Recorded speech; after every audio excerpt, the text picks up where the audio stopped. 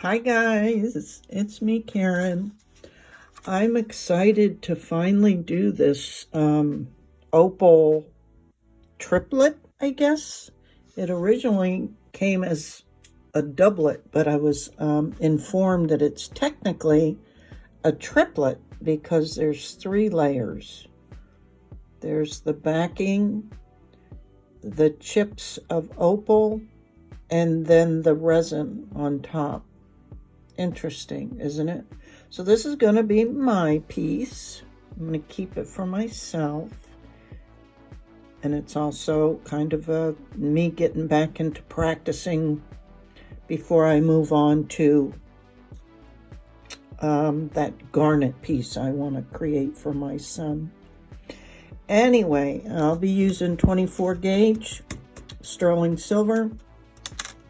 And I'm thinking this, I think they call it a shark's tooth. It's real tiny little teeth on it, just the one side. And yeah, don't know yet if I'll do any kind of texturing or maybe a brass dot here or there. I'm not sure yet. So this will be kind of the design on the go. As you know, it's kind of common for me. All right, let me get this bezel wire measured out, and then I'll solder that, and then I'll measure and cut out the back plate and get that soldered. So here we go.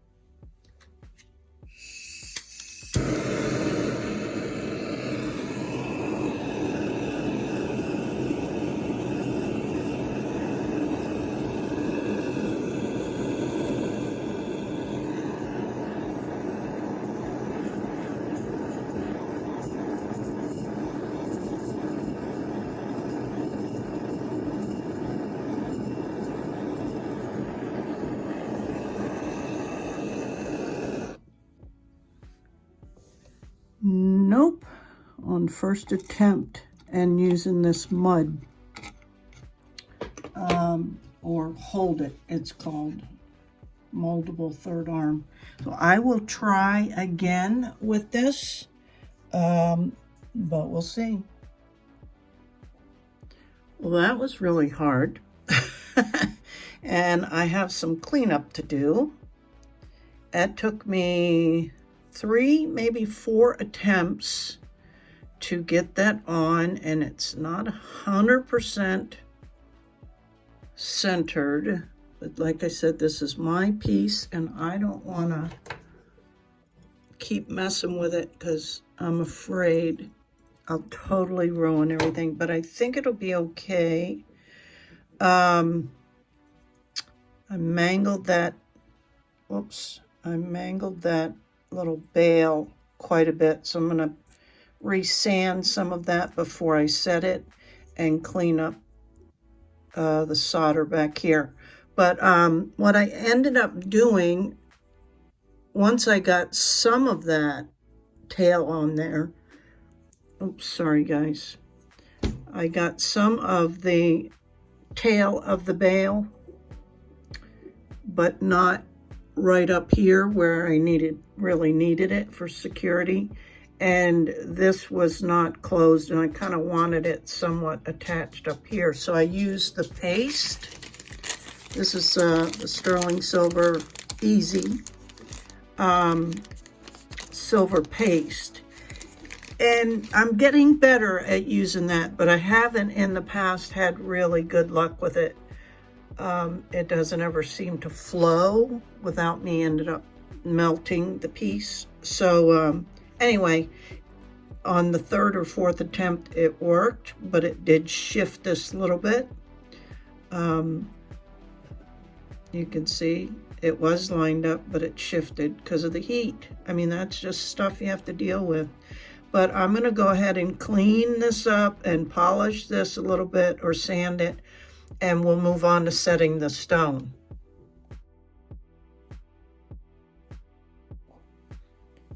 Okay, I'm happy with that. I was able to get a lot of the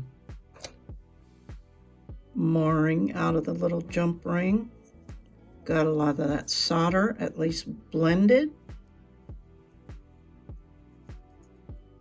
Looks good. I'm pleased. Okay, let's set this baby and hope the rest goes well. I decided I better do one last check with the floss in, and yay, I did have to even out the bezel walls and stuff because, you know, some of the little edges had kind of started to wonk out. Okay, let me pull the stone back out in the floss and get ready to set this. So I'm using this card that you put double-sided tape on just to hold, you know, things a little bit better.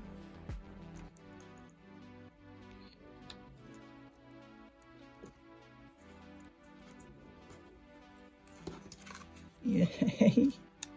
Oh my goodness. Okay, and they say always to start at the point when you're setting. And because this cabochon at the tip was veered down, I knew I'd have a little excess up here, and I'm just going to be okay with that. But hopefully I'll be able to get that rounded out a little bit.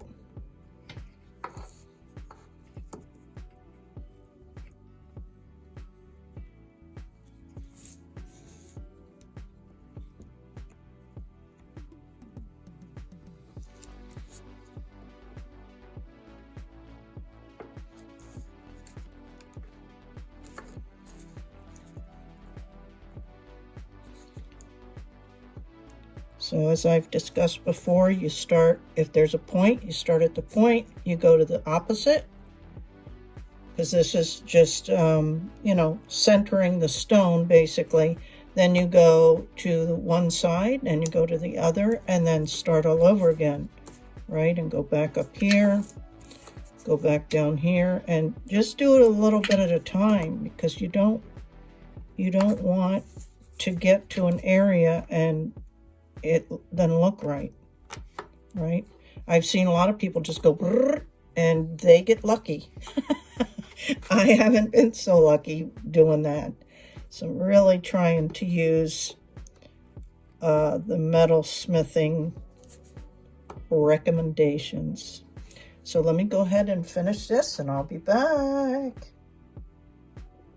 So at this point where everything is set and even, then you go back and do burnishing, right? Being careful not to scratch the stone, but you want to just gently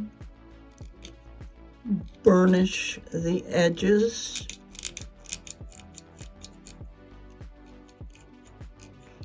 And yeah, you could scratch the silver again and have to go back and do the whole sanding stuff. It's just kind of part of it.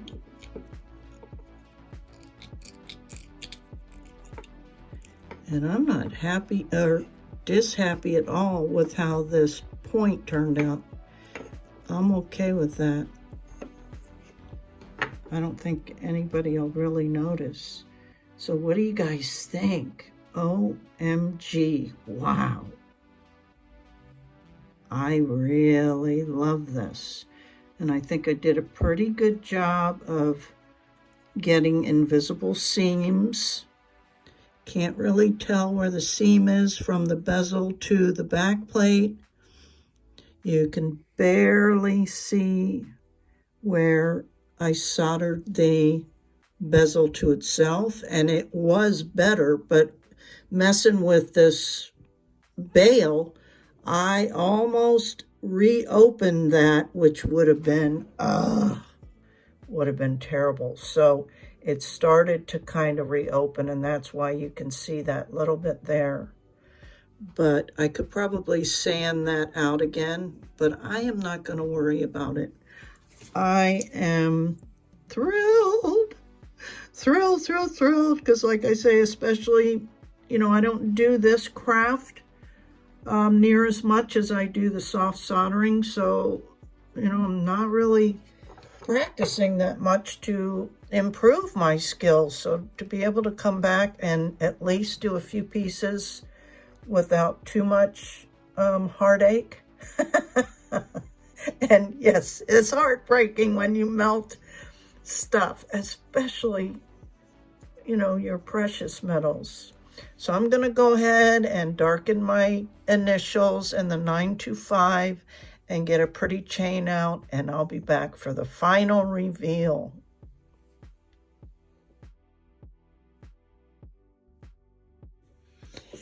Okay, guys, I'm so happy with this. It looks amazing.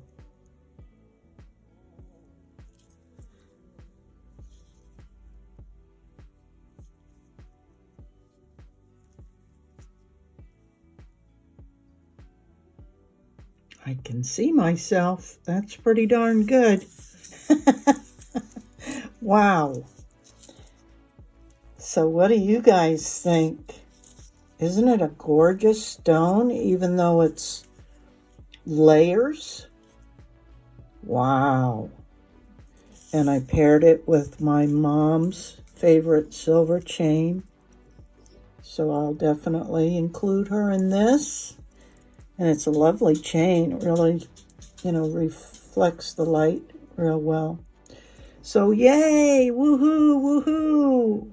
Another successful hard soldering piece that I couldn't be happier with. So thanks, you guys, for watching. I appreciate you so much. Okay, until the next video. Bye-bye.